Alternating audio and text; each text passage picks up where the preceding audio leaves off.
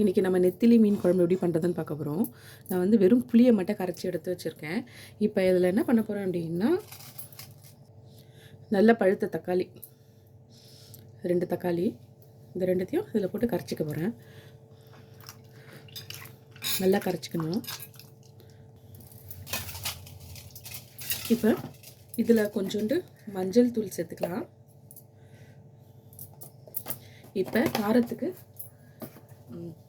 குழம்பு மிளகாய் தூள் சேர்த்துக்கலாம்.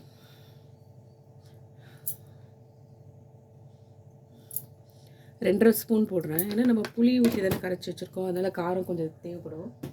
இப்போ இதில் வந்து தேவையான அளவு உப்பு சேர்த்துக்கலாம். கல் உப்பு தான். இப்போது அந்த கட்டி இல்லாமல் நல்லா கரைச்சி விட்டுருங்க.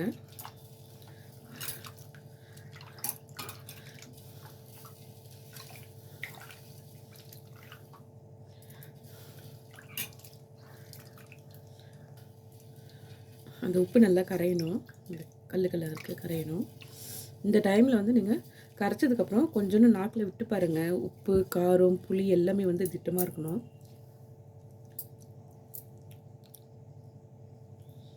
சூப்பராக இருக்குது, எல்லாம் திட்டமாக இருக்குது. காரம், உப்பு, புளி எல்லாமே. இப்போ இருந்து அதை தனியாக எடுத்து வச்சுறேன், அப்படியே இருக்கட்டும்.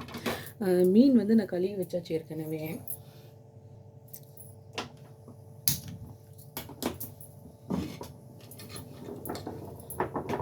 சட்டி நல்லா சூடு ஏறட்டும். நல்லெண்ணெய் ஊற்றி தான் செய்ய போகிறேன். புளி அளவு எவ்வளோ அப்படின்னா, ஒரு பெரிய எலுமிச்சாப்பழம் சைஸுக்கு அந்த அளவுக்கு எடுத்து நல்லா கரைச்சி எடுத்துக்கணும். இப்போ வந்து சட்டி சூடு ஏறிடுச்சு. இப்போ நம்ம வந்து நல்லெண்ணெய் சேர்த்துக்கலாம்.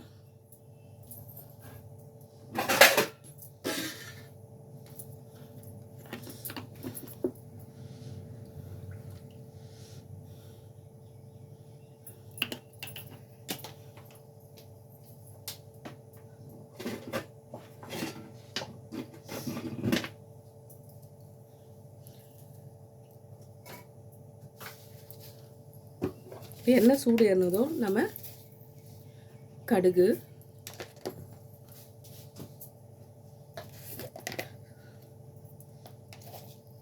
ஜீரகம், அப்புறம் மிளகு சேர்த்து நல்லா பொரியட்டும்.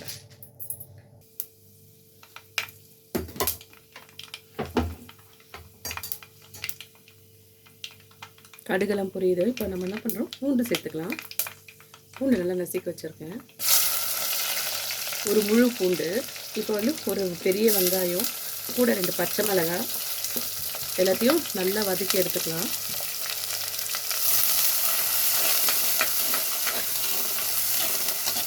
நான் இதுக்கு ஸ்பெஷலாக எந்த மசாலாவும் சேர்க்க மாட்டேன்.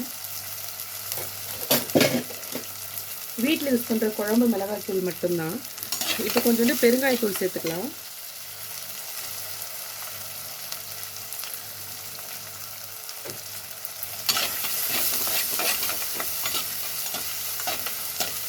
வெங்காயம் நல்லா வதங்கணும்.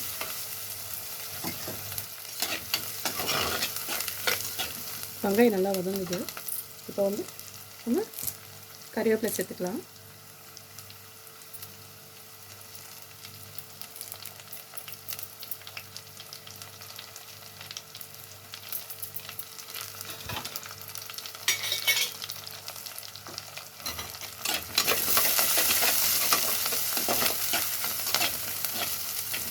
நல்லா வதங்கிடுச்சு. இப்போ நம்ம இந்த புளி கரைச்சி வச்சுருக்கோம் பார்த்தீங்களா, உப்பு மிளகாய் தூள்லாம் போட்டு அதை வந்து நம்ம இதில் கலந்துக்கலாம்.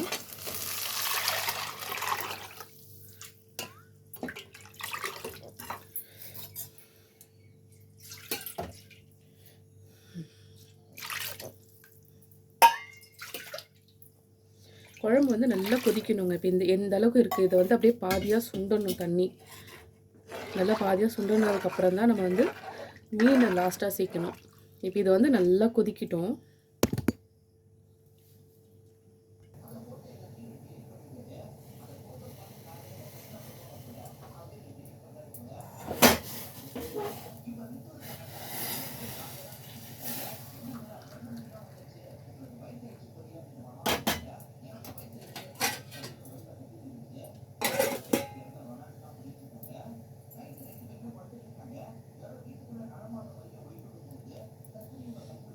மீன் குழம்பு இப்போ தான் கொதி ஆரம்பிக்குது. நல்லா கொதிக்கணுங்க, நல்லா தலை கொதிக்கணும். தண்ணி வந்து இதில் இருக்கிற தண்ணியோட பாதியாக சுண்டுற அளவுக்கு நல்லா கொதிக்கணும்.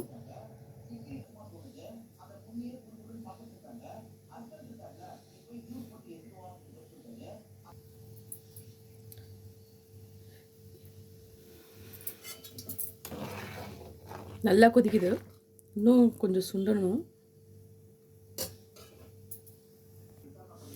நல்லா கொதிக்குது. இப்போ நம்ம என்ன பண்ணுறோம் அப்படின்னா, ஏற்கனவே கழுவி வச்சுருக்கேன் மீன் பாருங்கள், இந்த அளவுக்கு இருந்தது, எவ்வளோ தூரம் சுண்டி இருக்கு பாருங்கள். இப்போ வந்து சிம்மில் வச்சிடுறேன். சிம்மில் வச்சுட்டு மீன் போடுறேன். நெத்திலி மீன் தான்.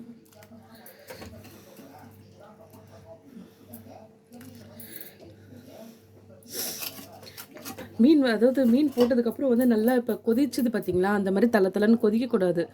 கொதிச்சதுன்னா மீன்லாம் வந்து துண்டு துண்டாக உடஞ்சிரும். அதனால் என்ன பண்ணுறேன், சிம்மில் வச்சுட்டு அந்த மீன் வந்து ஒரு கொஞ்ச நேரம் ஒரு 2 நிமிஷம் வந்து கொஞ்சம் வேகணும், அதுக்காக வந்து சிம்மில் வச்சிடுறேன். இப்போ தான் கொதிக்குது, கொதி வருது தெரியுதுங்களா? இன்னும் கொதிக்கவே இல்லை, அதுக்குள்ளே மீன் பாருங்கள் பாதி வந்துடுச்சு, தெரியுதுங்களா? ஐயோ அப்படியே உடையுது. அப்படியே இருக்கட்டும், கலர வேண்டாம், சிம்மில் தான் இருக்குது.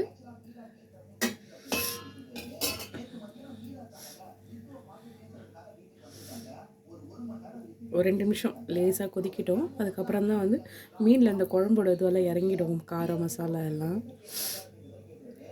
மீன் குழம்பு ரெடிங்க, அவ்வளோதான். இப்போ லாஸ்ட்டாக கொத்தமல்லி தூவிக்கலாம். மீன் குழம்பு ரெடி.